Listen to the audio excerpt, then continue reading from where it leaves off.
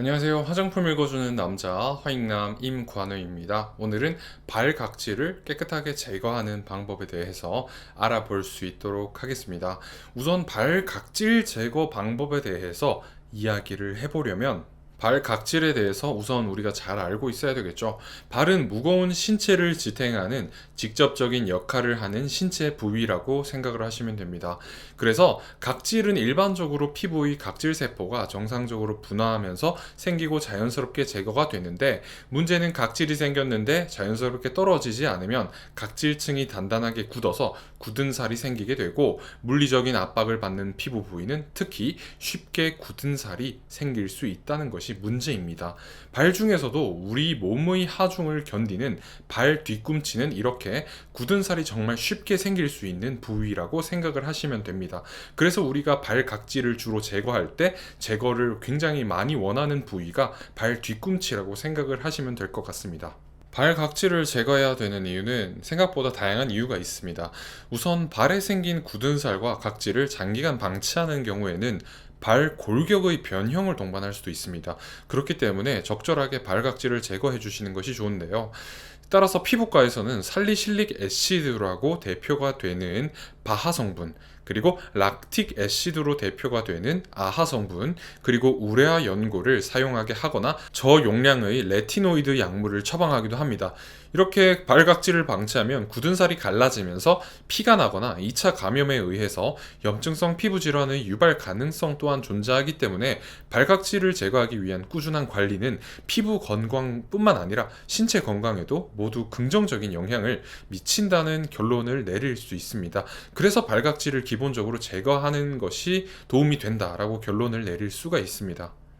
자, 그렇다면 발각질을 어떻게 제거하는 것이 좋을까요? 발각질을 제거하는 다양한 방법이 있습니다. 첫 번째는 사포로 발각질을 조금씩 긁어내거나 칼로 발각질 부분을 도려내는 방식으로 발각질을 제거하는 발각질 제거기를 사용하는 방법입니다. 이 방법은 물리적으로 제거하는 방법이기 때문에 물리적 방법이라고 분류를 할 수 있을 것 같습니다. 그리고 유리와 같은 다양한 소재의 풋파일로 발각질을 긁어내서 제거하는 방법도 있습니다. 이 방법도 물리적인 방법입니다.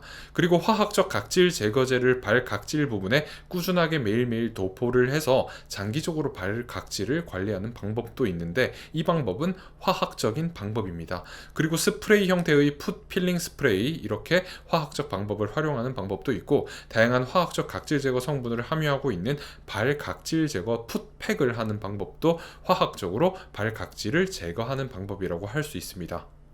사실 이렇게 굉장히 다양한 방법들이 있는데, 어떻게 하면 발각질을 올바르게 제거한 것이라고 할 수 있을까요? 올바른 발각질 제거 방법에 대해서도 이야기를 해봐야 되겠죠. 우선 발각질 제거 방법은 발의 상태나 각질의 종류에 따라서 적절하게 선택해서 실시를 하는 것이 바람직합니다. 그리고 발각질을 물리적으로 깎아내는 풋파일을 활용하는 방법은 단단하게 굳은 발각질을 이상적으로 제거하기에는 사실 한계가 있다고 할 수 있습니다. 그래서 화학적으로 각질을 제거하는 화학적 각질 제거제를 활용하는 방법을 사용하게 되는데, 동시에 발 각질 제거 팩을 활용하는 방법은 꾸준하게 사용을 하실 수가 있습니다. 이렇게 사용을 하시면서 풋크림, 그러니까 보습크림을 충분히 발 각질에 발라서 각질을 부드럽게 스스로 부드러워지게 만들어 주시고, 각질이 스스로 제거될 수 있도록 좋은 환경을 만들어 주시는 것도 바람직한 발 각질 제거 방법이라고 할 수 있습니다. 이렇게 올바른 발각질 제거 방법도 있는데, 좋은 발각질 제거 방법에 대해서도 말씀을 드려야 되겠죠. 좋은 발각질 제거 방법은 발각질은 우선 물리적으로 제거하는 것보다 화학적으로 조금씩 녹여내어서 제거를 하는 것이 좋습니다. 그리고 발각질을 꾸준하게 제거하면서 풋크림을 매일 보습제로 바르는 것도 좋습니다. 그리고 발각질이 자연스럽게 스스로 떨어질 수 있는 환경을 만들어주고 촉촉한 상태로 발 피부를 유지해주는 것도 좋은 발각질 제거 방법 중 하나입니다. 마지막으로 발각질은 각화 과정, 그러니까 각질의 각화 과정에 따라서 다시 쉽게 굳을 수 있어요. 그렇기 때문에 근본적인 해결을 위해서는 장기적인 관점으로 장기적으로 발각질을 관리해 주시는 것이 가장 좋다는 결론을 내릴 수 있습니다. 그리고 발 각질이 계속 생기지 않도록 예방할 수 있는 것도 좋은 방법이 될 수 있는데, 발바닥과 발 뒤꿈치가 받는 마찰과 압력을 줄이는 것이 근본적으로 도움을 줄 수 있습니다. 그렇기 때문에 발에 맞지 않은 작은 신발이나 큰 신발을 신는 것도 발과 피부에 좋지 않은 영향을 미칠 수 있으니까 조심을 해주시고요. 걷는 자세를 교정하거나 다리의 길이가 다른 경우에는 특수 의료용 깔창을 활용하시는 것도 도움이 될 수 있습니다. 마지막으로 굳은 살이 생기거나 각질이 많은 경우에는 방치하지 않고 즉시 해결을 위해서 노력하는 것도 발 각질이 매우 심해지기 전에 예방을 할 수 있는 좋은 방법이 될 수 있을 것 같습니다.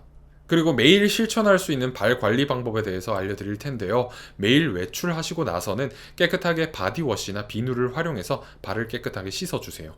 그리고 발 각질 제거제를 발 뒤꿈치와 고민 부위에 골고루 바르는 것도 좋지만 발 전체에 흡수시켜 주시면 됩니다.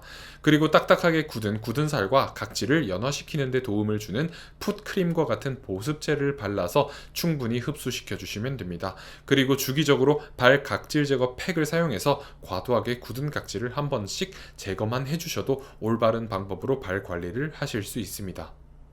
여러분들 발 각질 때문에 스트레스를 받아오셨다면 오늘부터는 올바른 발 각질 제거 방법으로 발 각질을 한번 관리를 해보시면 좋을 것 같습니다. 감사합니다. 오늘도 화장품 읽어주는 남자와 함께 꿀피부 되시기 바랍니다.